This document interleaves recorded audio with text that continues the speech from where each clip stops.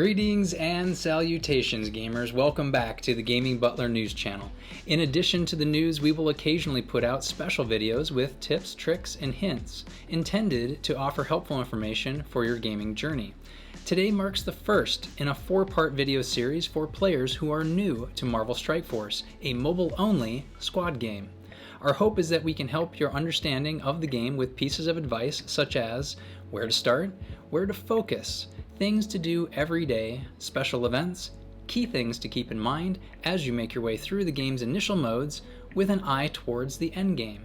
It should be noted here that if you are a super casual player, this information may feel like overkill, largely because our intention is to help you take part in all aspects of Marvel Strike Force and reach the end game. If this is not you, you may still find the knowledge useful for your desired level of engagement. If endgame is your goal, we hope to help prevent you from wasting time and resources that could potentially stunt your progress. As with any content generated for an actively evolving game, these recommendations are a snapshot in time and could be made irrelevant within a few months. Certain elements are naturally always in flux, like character suggestions, while other elements seem to be timeless with their relevance, such as resource management. So with all that said, let's get started. Part 1 of this video series will be the top 10 most important things for every new player to know. In the pursuit of creating this list, we discovered that there was just too much critical knowledge that needed to be passed on, so our second video will contain quite a few more tips and tricks. For now, we really do feel like these are the 10 most important. Starting with number 10. It is advised that you engage in long-term planning of which teams and characters you plan to build up for campaign nodes, raids, and most especially Dark Dimension. Knowing which teams will be the most effective at the highest level of difficulty of Dark Dimension can help you work backwards to create a strategy for character choice and team building. As an example, most of the characters you use in Dark Dimension 3 can be used in the same nodes in Dark Dimension 4, except for the legendary tags. I can't stress enough that every player should have the goal of defeating all Dark Dimension levels, not only for the unique characters such as Doom and Dormammu, which are only available as rewards for completing the Dark Dimension, but also because of the resource and gear rewards gained along the way, and at the end of your first 2 runs. Bonus tip, the health of your Dark Dimension characters resets every day along with all buffs and debuffs for your team and the enemy team. However, your ability energy does not reset daily nor move from one node to the next. Remember to factor that into your day-over-day strategy. It should come as no shock to you since most mobile games these days are built this way, and Marvel Strike Force is no different in this regard, that number 9 on our list is about the pay-to-win model and your participation in it or lack thereof. While technically being a free-to-play game that not only has microtransactions for a few dollars, but also has macrotransactions for up to $100. The bottlenecks and frustration points are designed with intention to psychologically get you to spend money. That said, you can absolutely play every aspect of this game and spend $0 doing so. The trade-off, however, is that it will take you a very long time to achieve your goals. Additionally, most free-to-play players will have very limited access to new characters as they are released. Games cost money to produce, and only you can decide where your budget is for this form of entertainment. As a lifelong gamer, I believe in compensating developers for their art and my enjoyment of it. That financial number, however, is different from person to person. In Marvel Strike Force, some characters stand head and shoulders above the rest. So for number 8, we have some suggestions on characters. In the spirit of teaching you to fish, rather than handing you one, the best place to stay updated on the best characters to invest your time and resources in is Philosopher's Stockwatch. I highly recommend you go out of your way to watch that video every month. At the time of the recording of this video, January 2022, here's the current top list. Silver Surfer, Deathpool, Kestrel, Icarus, and Cersei sit atop the pile for what you might have access to even on day 1. There are others that take significantly higher investment of time and resources, such as Doom, which requires completion of Dark Dimension 4, or Adam Warlock, which requires 5-star X Factor and Legendary Jubilee to obtain this legendary character. Jubilee herself is a legendary unlock, and that takes a minimum 5 yellow star Pim Tech to add her to your roster. I can't stress this enough. this suggestion will likely be outdated in the next 6 to 12 months. Something to consider when thinking about the longevity of character viability. Kit-based characters that are powerful because of what their abilities do tend to be fairly evergreen in their continued usefulness. Abilities such as Silver Surfer's charge removal on turn 1, or Kestrel's out-of-turn damage. Another example is Deathpool's out-of-turn damage and ability energy generation, or Emma Frost's cleanse. Ghost possesses a percentage-based AoE damage. Similarly, Phoenix has AoE defense down and damage. Stat-based characters are those whose damage and healing are purely based on stats. These tunes can be the belle of the ball for the moment, but that 15 minutes of fame passes pretty quickly. Old meta teams such as Uncanny X-Men were overtaken by the Black Order, which in turn were overtaken by Infinity Watch. And even they are now being supplanted by a new arena meta team with Icarus and Cersei. Who is next, you may ask?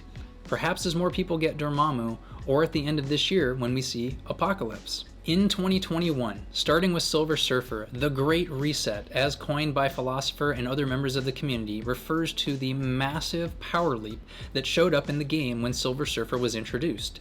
His stats and kit were so much more powerful than anything else in the game at the time. Most characters that came after him in the same fashion had stats and power levels, leaps and bounds beyond the existing characters. After that moment, we saw every character from that point forward coming into the game with drastically higher stats, rendering the vast majority of the old characters to be left on the shelf unless they get reworked in the future, which does happen from time to time.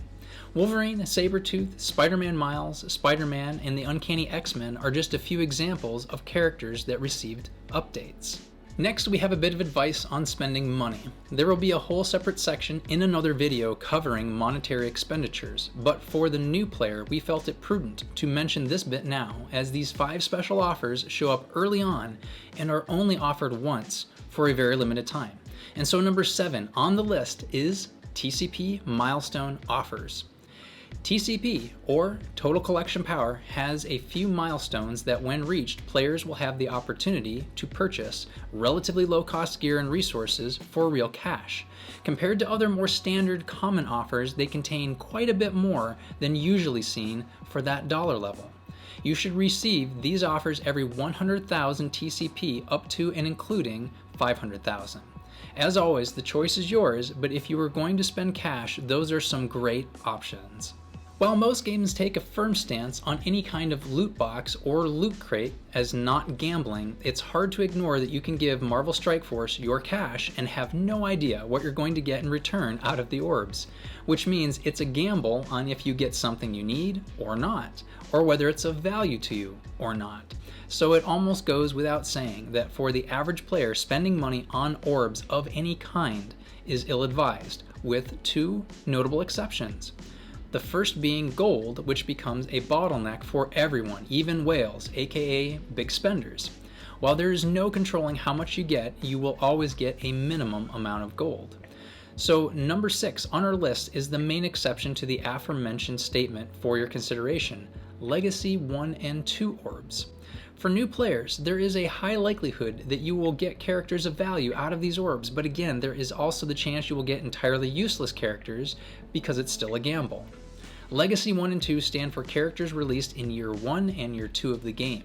Following that convention, we assume that there will be a Legacy 3 orb coming soon as the game transitions from Year 3 into Year 4. Number 5. There are many places to find information on characters and teams. Infographics created by content creators, Discord channels, and the Marvel Strike Force Players Facebook group are all great resources. We will have another section of this video series where we take a deep dive into recommended teams, but we felt it important to tell you up front that Marvel Strike Force is, first and foremost, a resource management game with built-in bottlenecks, so taking the time to be strategic about your build plan will pay you many dividends going forward. Content creators such as Philosopher, Mobile Gamer, Tana, and Valley Flying offer great roster building strategies. We'll talk more about them later on. Bonus tip: when the team you're building does what you need them to, stop building them.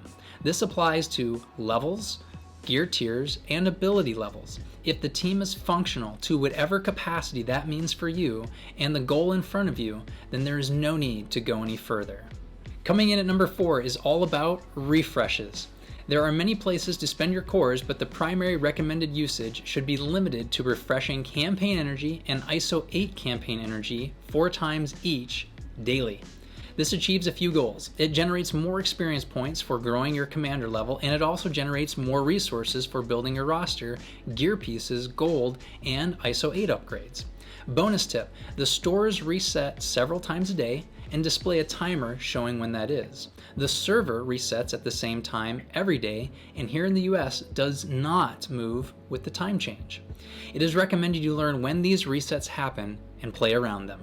Number 3 is not immediately obvious if you're not used to mobile games. Logging into the game every day is one of the most critical aspects of Marvel Strike Force. For one reason, there's always a login calendar with free rewards. For another, there is also a 7-day calendar which resets if you miss a day. This particular calendar will grant you 5 red star orbs every 7-day run you complete. These orbs are incredibly important to character development. Coming in at number 2 is doing your dailies. Click on the big yellow button in the lower right hand corner of the main screen titled Daily Objectives, and you will find your list of dailies. Reference this list each and every day and be sure to complete all of those objectives. Not only is this where you get a good chunk of commander experience and rewards, it's also how you make progress on the Strike Pass, which has even more rewards tied to it. It is critically important to do all daily achievements every day in addition to any other time-bound objectives. Many aspects of this game revolve around timers. One example is that you have 24 hours from server reset to use your 5 arena charges, but you can only use 1 charge every 15 minutes unless you pay cores to go faster. Please don't do this. Another example is that each day you participate in a raid, you and your alliance have 24 hours to make your attacks. Attacks cost 10 raid energy, and that raid energy regenerates at a rate of 1 every 15 minutes. If you are sitting at 50 energy, this means you are currently capped, and thus you're not generating any new energy. And this can mean fewer raid attacks over the duration. Rounding off our top 10 list of new player suggestions at number 1 is finding and getting into a good alliance. I recognize that the word good is very subjective. However, alliances who use Discord seem to be more organized, communicative, and effective. An alliance that is full, or mostly full, of active players working together to achieve group goals will get you farther faster as a new player. Additionally, it is important to determine what your own level of engagement with the game will be so that you can seek out an alliance that best fits your playstyle and goals in the game. You will likely need to join a beginner alliance to get your feet underneath you while learning the game. Once you've made some progress through campaigns, raids, and Dark Dimension, you may have to start looking for a good mid-level alliance, again, to make progress towards the endgame. It's rare to find a group of people all working at the same pace, starting out and eventually ending up in the endgame. Possible, but extremely rare. Active alliances will do raids daily and will at least participate in war.